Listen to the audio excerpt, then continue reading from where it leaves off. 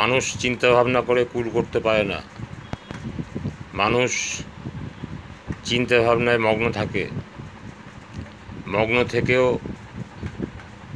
নিজেকে নিজে উদ্ধার করতে পারে না, বারবার বিপদের সম্মুখীন হয় এবং বিপদ কাটিয়ে শেষে নিস্তার পায়। এই বিপদগুলো আসার কারণ হলো আপনার ভুল চলা, ভুল চালনা হওয়া। এই ভুল চালনা থেকে বিরত থাকলে আপনার সম্মুখে এই বিপদগুলো আসবে না।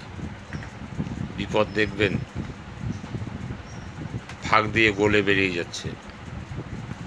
আপনাকে আর দুশ্চিন্তায় মগ্ন হয়ে থাকতে হবে না।